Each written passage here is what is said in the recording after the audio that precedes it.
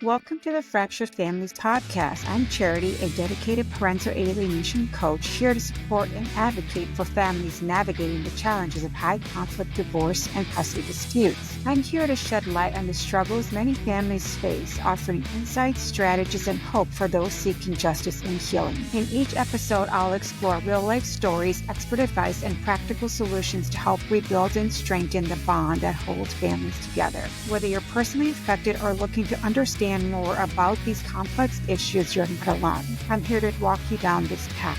Come join me as I navigate the complexities of family law, share inspiring journeys of resilience, and advocate for meaningful. This is Charity with the Fractured Families podcast. I have with me today Jessica Lee, who was from Washington and is now currently residing in Texas. Jessica was an alienated child. She was an alienated parent and an alienated step-parent. I welcome her to the show and we look forward to hearing your story. Jessica, thanks for joining. Go ahead and tell us a little bit about you and what you're doing and how you've gotten through this and where you're at today. Okay.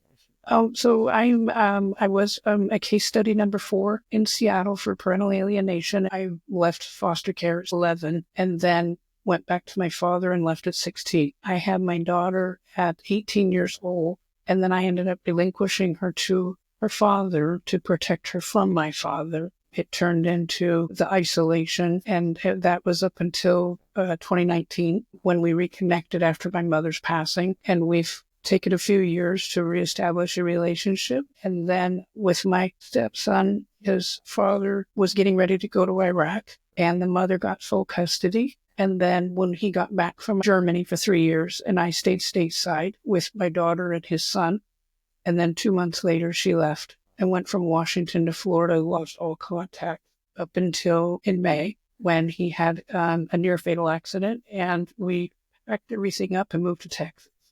And so with both of our kids, we've had to reestablish. And for me, what it was looking through the eyes of the children, because nobody looked through my eyes growing up. Nobody looked at what was going on with Jesse and what Jesse needed. It seemed like the money talked, and it was all, I was the pawn in their chess game. And I refused to do that with my kids. So tell me a little bit about parental alienation when you were growing up. What did that look like from a child's perspective? And at what point did you realize what had happened? I'm the black sheep of the family. I'm a NICU survivor. I'm a fighter. It started around apparently when I was 5. I have no recollection of my childhood, really. But in 1988 is when the allegations started of apparently by my mother to my father. And then we were put into foster care. Bad things happened in foster care.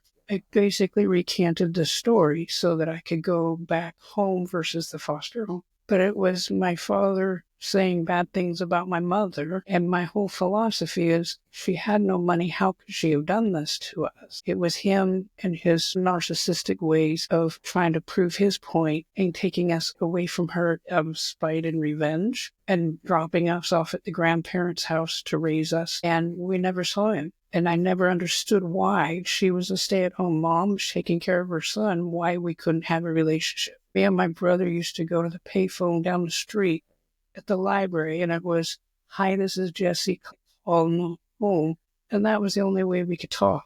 Otherwise, it was, I had to wait for them to push record to record all of our conversations. And so after foster care, shortly after, at 16, I left home. So you recognized that your father had intentionally separated you from your mother. And then he turned around and did it with my daughter. There was a complete isolation. I had no relationship with my daughter, and yet he was having a relationship with my daughter, even though that's why I gave her up.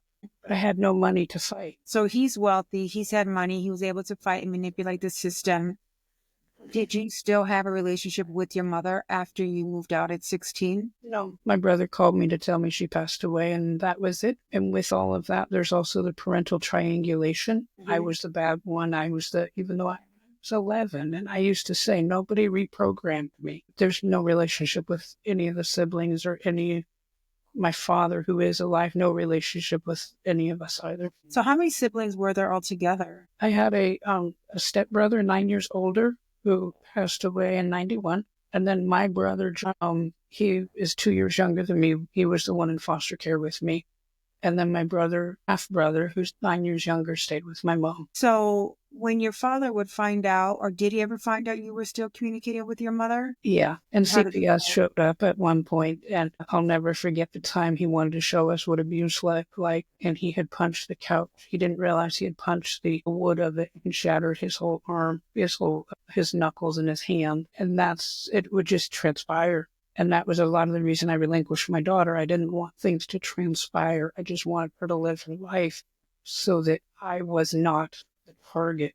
And it was, the negative talk. If I wasn't there like my father, then there was nothing to talk about. So you recognize that it was parental alienation. You recognize the signs, the abuse, and then you had your daughter. And then you recognize at that point that he was going to do the exact same thing to you that he did to your mother.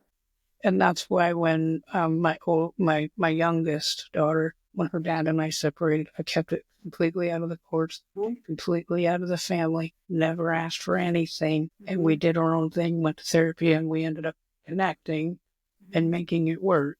And it's been 18 years. But I just didn't want her to go through it. And what is your relationship like today with your daughter? But with my 29-year-old, we talk sometimes 2 to 3 times a week, and I get to see the grandbabies. I've talked to her, and she's like, "Mama, I know you stopped the cycle. Mama, I know it was all my grandpa had nothing. You and my dad were young. You were in love. You just couldn't make it work." Mm-hmm. It's a lot of stress as a 20-year-old and a 17, 18-year-old.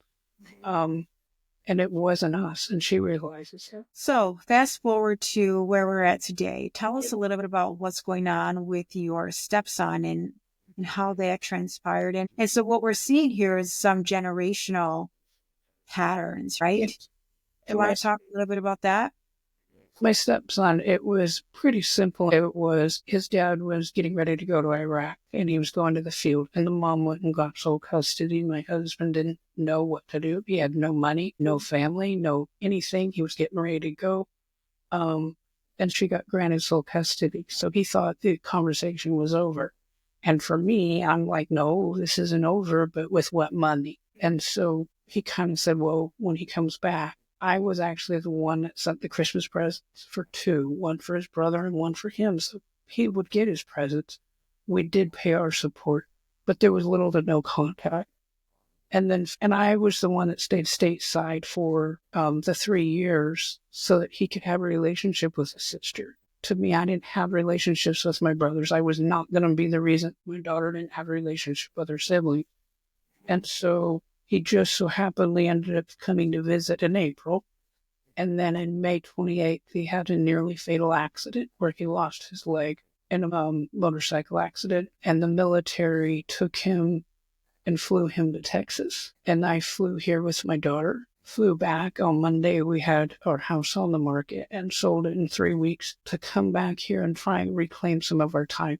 Those two are, they're thick as thieves. They're best friends, and you wouldn't know there was 14 years. So let's talk about what parental alienation looked like for your husband and your stepson with his ex-wife. When did that start, and what did you start to recognize to make you realize, oh no, here I go again? When she gave us 2 months' notice that she was moving to Florida, supposedly for a house opportunity, but we knew that the state was after her for support and lying to the state, and she had charges within the court system, and she just took off. And then it was when we would try and see him, because when he got out, we moved to Pennsylvania. But then it was, oh, you need to take him to family that we had no idea who they were, and nor did he. And we refused to do that. And so then when we lived in Arizona, same thing. And that's where we were like, this isn't working. And he would call his son, and his son was so medicated, he didn't even want to talk to his dad.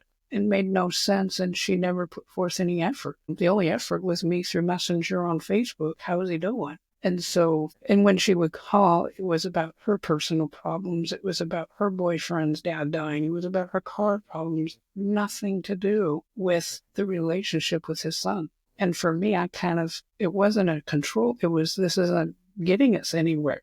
And so they hadn't talked for years, but I made sure my daughter still was talking to her brother. How old was he when all that started? I met him at 3, and she took him at 6. And then his accident, he was 20, and his first birthday, we sent him a wheelchair. So for 14 years, you guys fought to have him part of your life. And we saw him for 3 weeks. In 14 years. And now I take videos just of them giggling and laughing because it's time they didn't get. And those are the moments that they're going to always remember. It's ironic that the year to the day of his accident, our first going to graduate high school. And he's like, that's where I want to be, is see my baby sister graduate. And so that's makes it all worse. It takes some of the pain away. So what does he say about this? What are his thoughts on this? Was he aware of what was happening? When I first saw him, when he was at Audie Murray at the VA hospital, he would make little comments. Well, my dad didn't call. Like, yeah, your dad did. Mm-hmm. He would say, well, nobody remembered. I said, I did send presents and things. And what your mom chose to do was between you and, it's your mom's issue, not ours. And we did pay child support. We were paying child support for 2 kids on an 80% VA disability claim he had for 10 years. I was the one working. They were taking my taxes to pay that child support. It wasn't like we just disappeared. We were there. I would go and buy popcorn for him for his Boy Scout, just so he knew that we were still trying to be there. And I could bring that up, and he was like, oh, you did, I remember. Yeah, we were there. We tried. And so his relationship with his mother, I try and be as kind and respectful out of respect as a mother, but I've kind of said, your mom took our time, and I don't want her taking our time anymore. You live in the barracks, you can talk to her whenever, that's fine, but when you're here with us, we're trying to make up for what we lost with him. And how is she embracing all this? What has that been like since he's in Texas with you all? Well, he's at our house and he visits us. When he visited us in April, she wanted him to go see a child that she put up for adoption. He met twice. And I said no. But then she's tried to get him to go see his grandparents and her grandparents. And I actually took him up there to see his grandparents, and I made sure he got flowers for his grandmother. And I said, you never know. And about a week after his accident, his grandfather died. And he was like, thank you, Jessica. I know I went up there and I got to see them because of you. That's so incredible. I just try and look through the eyes of a child. Because you were there once. I mean, I had my grandparents, but I didn't have my parents. And somebody had told me at least once at least you had, your kids have their parents. You didn't have that opportunity. You've given that opportunity to them. So he's not angry. I think he sees it clear as day, and he sees what's going on now. We drop he just left the door 20 minutes ago to get, gear for going on a camping trip. We'll do anything for him. He's lost his leg a little bit more 3 times in the last 6 months. And we're at every one of those appointments. So he's not alone. Tell me some of the things when you were a child, as you've gotten older and as you've learned more about parental alienation. At what point did you really start recognizing what it was when you were growing up in your father's home? I knew what my dad was doing. Did your brother know? No, my brother is on my dad's side, and my other brother was on my mom's side. I was the one that was close to my stepdad. He was the one that met since I was 2. And he was the one that always, and that's part of how I became a step-parent, is watching how he was with us. He never judged us. He never got involved in it. He was supportive to us kids. But anybody that's seen the outside, they say they're sad. I mean, that we couldn't keep our relationship together after foster care. So your younger brother aligned with your father. Does he still have a relationship with him? Not anymore. Did he ever see? My father was doing the same kind of things towards his wife. And I lost contact with my brother when I said, if I can't protect my niece and my nephews, I can't be here. And then a few years later, my father had to sell his house on the island. And it sounded like I didn't get into it, but the courts were getting involved. He got ran off. And that's the heartbreaking part. The court system's never protected, and he just kept going at it. He's never been held accountable. The last time I talked to him was in a coffee shop. And I knew where I had to leave. And I told him, have a nice life, leave us alone, we're done. And how about your oldest brother? What is that relationship like? He's the one that's 2 years younger. He's the one that's friendly with my father. My youngest brother was the one with my mother. When she passed away, I gave him the house. I didn't contest it. He had never left my mother at 30 years old. He lived on the farm. I'm like, I'm not going to ruin his life. And so, but after that, there was no contact. And I just tried to protect him. I wasn't trying to. And so that's why with my daughter, my 29-year-old, she's got her own little issues, some with my father being involved in her life and the game that they were trying to play with her. But I love her no matter what. And she knows that. So does she recognize that he was intentionally separating you two? Oh, yeah. She sees that as well. She's like, Mama, I know it wasn't you and my dad. I know it was all Grandpa. Yeah. And I feel bad for that, but I tried. And she knows that. And she's the one that said, Mama, you stopped the cycle. And so I'm at peace with that portion because it was a hard few years. And that's why I want to share my story to help maybe one is looking through the eyes of a child, and two, eventually it can come around. Even in the darkest of days, I never thought I'd be where I am now. But I had a really good support system in regards to my high school guidance counselor. I dropped out in 9th grade, and she's still there for me. And it's reaching out to those people that are there for you. It's hard when you're on an island and everybody knew, your daughter's dad from kindergarten to senior year. Nobody's going to believe that. And so I moved off the island, and I went and got my GED, and I got my driver's license, and I got myself into college because my attorney had said, he goes, and it was the same attorney for my father and my mother. My father went and hired the same attorney for me with my daughter's father. And he said, you don't want your kids to ever wonder what you've been doing. You've got to show them, and that's what I've been doing. So your father took your daughter from you. And what about your daughter's father? What role did he play in that when she was taken? She was with my daughter's father, but he needed babysitting. So he would send him over to my after they used those allegations of my father against me, she was over at Grandpa's house. And then when I got wind of it, I quit my job that day. And my daughter's father kept her away from him to that point. How old was she at that age? 6. And then when she was 6, she still resided with her father. And then did you have any relationship with her at that point? Because then it was mommy's misbehaving, and it was, Grandpa said that your mommy needs to do this. Grandpa says your mommy needs to do that. And I'm like, I'm just trying to keep you away from him. I'm not trying to ruin anything here. So even after he stopped watching her, he still had access to connive her. He would show up I lived in Pennsylvania. He would show up at her concert recitals, take pictures, and then send them to me to prove to me that he was there. And I saw him when I moved back. And that's, there's been some very dark times questioning if I was doing the right thing. But like I said, to hear her say, I know you try to protect me, makes life a little easier. And so your husband's relationship and his son today, it's picked up where it was left off, and they're rebuilding. Yeah. The kids are sitting there and hitting each other with fruit roll-ups, and he has a hook on his leg now, so he hooks sister's leg, and husband's told her, you need to stop. And that's like 21 and 17. We have to for them. And they appreciate the relationship they have with each other. And I think it's really helped his recovery. And also, all of our recovery. It was so hard losing him. We banked on that for the 3-year deployment. When he came back, we were going to be a family, and suddenly he was gone. It just turned everything upside down.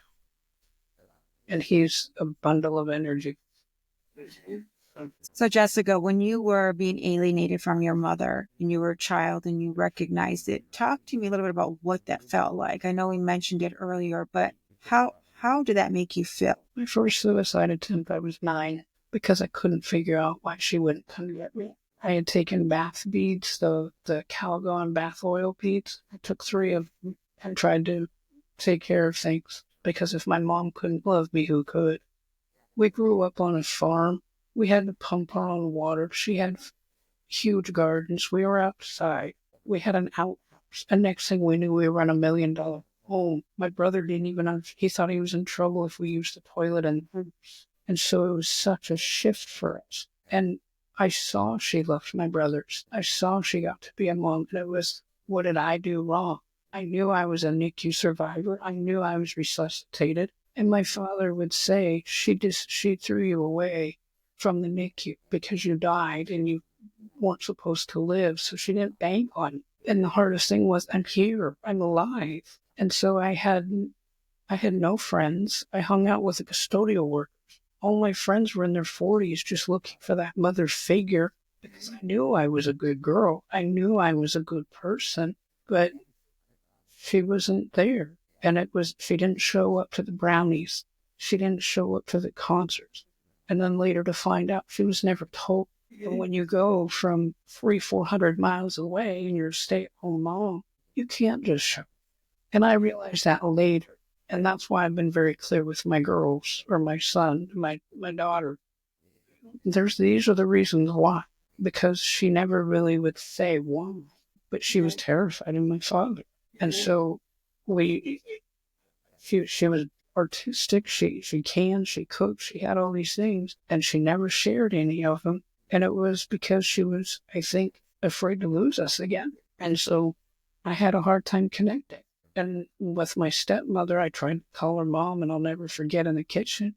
She goes, I'm not your mom. I didn't do what your mom did to you. So I never had those connections. I was a tomboy. I always have had short hair. And my philosophy was then maybe my mom would like me and my dad would stop hurting me. So there was a very low self-esteem. There was suicide attempt. There was depression. There was not belonging in it. I didn't want to be with him. Why couldn't I be with her? Why wouldn't she just come get me? So do you think that your stepmom knew that your father intentionally alienated you from your mother? So she was aware. She turned her cheek. There's a lot of money involved. She saw what my father did to my mother. She didn't want it happening.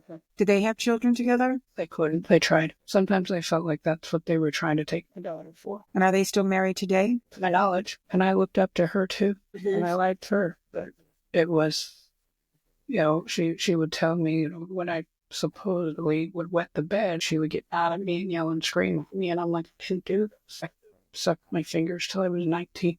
And my brother had accidents in his pants till he was 14. And you can't tell me trauma. So how old were you when your mom passed? It was in 2019. I was 43. And the sad thing is my relationship with her is closer now. How old were you when you rekindled that relationship? We never did. You never did. Never could. I mean, even my father, my father showed up to my mother's memorial after he drugged her through all of it. He showed up to her memorial, and I'm so angry. Like, you destroyed our family, and this is your narcissistic way of proving to the last end. I know she's falling over that you showed up. You had no business showing up. And I didn't go because I had double pneumonia. I was in the emergency room at night, and I missed it. But he had no business being there, and I just wanted to, for me, I see my mom as a hurt little girl that never dealt with her issues. And I've always wanted to protect her. And since her passing, I've done a lot of talk therapy. I've done a lot of self-care so that I know she's smiling down and proud of what I've done because I picked up where she could never pick up. So help me understand when you say you never rekindled because you couldn't. What does that mean? Anxiety and fear. She would never come visit. She'd never been to my house she'd been to my house once since I had my daughter at 8. She would never show up. I mean, she met my other daughter twice in a parking lot. She just could never connect. And I think, and she would never come over to that side of Washington because that's my dad's territory. She stayed on her farm, and she was a park ranger and lived in a trailer in the woods and did park ranger stuff. She had such an anxiety, and I have so much empathy. I mean, that was for any mother to lose her children and did nothing wrong. Just got to destroy you. It did me. It's what you can do with it. Not necessarily what you choose, but what you can do. It's being resourceful. But my mom and I never rekindled. We'd have 3-4 months, and then, she would, well, your dad did this, and your dad, and I'm like, I want a relationship with you. I don't want your anger. And that's what I do with my kids. I'm passing off the anger. Focus on the here and there. And that was one of my things with my daughter. What happens at daddy's house happens at daddy's house. I don't need you feeling you need to come tell me. You can talk to the counselors at school. You can talk to somebody else you trust. And if they feel the need to bring it up. But I'm not going to do this back and forth game for attention because I know that's what that. And her dad or my dad would feed off of it, and I didn't. This is our life. Let's go do something. So you have been in and you were alienated as a child, you were alienated as a parent, and then alienated as a step parent. And I talked to my daughters 3 days a week, 17 and a half year old and I did have to. After my mother, I had to, when Josiah left, me and alcohol got involved pretty deep. And I was working in the emergency room for 13 years, trying to pay this child support for a child. No relationship. Here we go again. And then after my mom passed away in 2019, I focused on sobriety. And I told my daughter a couple of days ago, she goes, if you hadn't gotten sober, I'd have left. When I'm 18, I'd have been out the door. Now she's just big. She's like, it's okay if I stay, right? Mm-hmm. Yeah, of course. What are your dad and I going to do? And then that's amazing to me, because I don't want my kids to feel unloved or unwanted. So I talk a lot about the consequences and the long-term impact, and this is what we're talking about, right? Suicide attempts, alcohol, low self-esteem, endured years of trauma, and this is what people don't see. I struggle with trusting people. When it comes to, I've had one real relationship where I felt safe in life. But I'm going to make sure my kids feel safe, and they are with my husband. That's the big thing. He doesn't play games. He's not manipulative. He's a Marine. He's very structured and straightforward, and that's safe. And it's safe for my kids. There's, and because of what I've got, I guess. And we've never met his family. Yeah. 18 years, we've never met his. So my daughter does not have grandparents on the other side. So I've done the best I can, and with the people that I know, to create the family for her. So why doesn't he have a relationship with his parents? He was very abusive and never dealt with the trauma. His dad was an alcoholic sergeant from St. Louis. So there's a sound reason for that. And the skin tone doesn't match for him. And I respect that if that's what it. Yeah. And he doesn't ask questions. He doesn't reach out. They don't reach. And that was part of the reason him and I got divorced, was you're not putting in the work. And to have these relationships. Part of it, though, is he has 24 service-connected injuries, one of which is a TBI. And so I'm also his caregiver. And so there's got to be some empathy there and some understanding. But I'm very thankful he's not an abusive person. Like, he came out, he stopped that cycle when he was in the Marines. Yeah. So you both have stopped cycles. You both ending this. We say it's battle buddies for life. We just fought our own wars. Yeah, so you put an end to the generational trauma. And our daughter just found out last week she's going to graduate a year early. And it's all been about not what we wanted to do, but I've always told my kids, just be the best version of yourself. That's all I have. Great. Any final thoughts for our listeners? Any final comments, questions you have? No, it's just, I'm sorry for people that have to go through it. I see it so much more and more. I feel like in the 80s, 90s, like I said, case study number 5, I was what the paperwork that was bringing this to light. I didn't realize how, because we didn't have social media back then, realize how much it was really going on. And now I do. And it just, the other thing I say to my kids, just because your daddy and I couldn't get along doesn't mean it's not good. And so just because and that's, sometimes I feel like people need to stop and remember that. Mm-hmm. Some people fell in love in the beginning and just can't get along. Doesn't mean the kid has to suffer. That's the biggest takeaway, right? Is so many parents, they love each other enough to have a family, but as soon as it ends for whatever reason, instead of saying, let's focus on our child, one is inflicting immense emotional abuse and psychological abuse, not only on the targeted parent, which in turn ultimately creates that abuse in the child, like yourself. And like with my stepson, we showed up to his birthday parties. We showed up to different things. We tried to, we were there. But like when my husband and I did do our divorce, and the court system is not easy on people who want to get along either. Sure. They mandated a support order. And we were like, 0, we don't want that. We're not doing it. No, it was required in Washington. They wouldn't even sign the divorce thing until we had a support order in place. And the only thing we could do was the Social Security that she gets. We put that number down. So that's not why we were doing it. And I see the court system where's mediation. There needs to be more mediation. There needs to be more options besides let's diffuse the situation and look at what's going on for these kids. That's a good point. What we found is the court system, it's a money-making profit machine off of families, which is why we'll call fractured families, because they don't want families to heal and they have no best interests for the child. What they want is, how are we going to profit off of this tragedy? And so they inflict chaos into that family that's already struggling with emotional despair from their marriage ending or the relationship ending, and the child struggling with being in one household versus another household. But there's no real idea of shared custody, because in their mind, shared custody means no child support.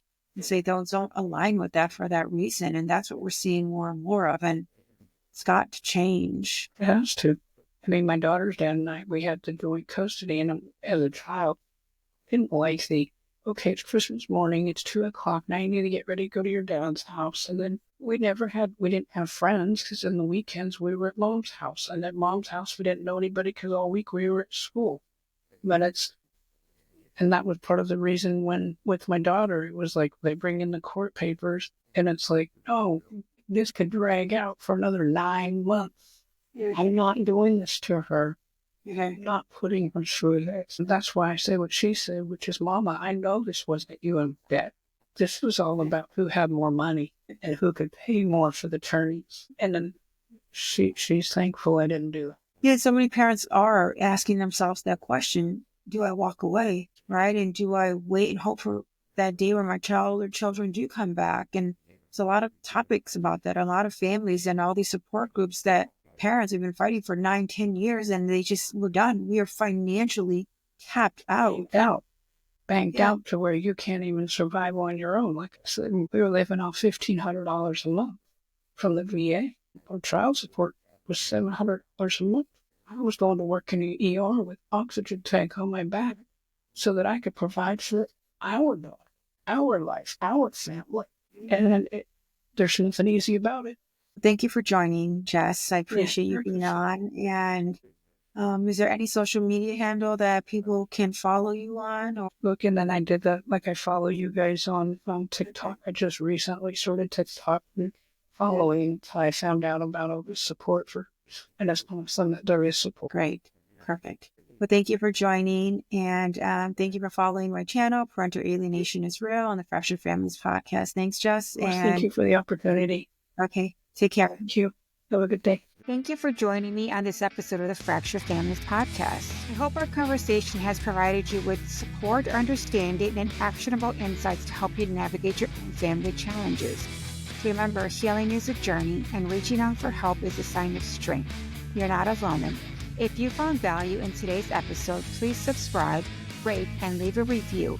Your support helps us reach more families in need. You can contact me on social media at Parental Alienation is Real, and visit our website for additional resources and ways to get involved. Stay strong, stay connected, and keep fighting for the family bonds that matter most. Until next time, take care and stay resilient.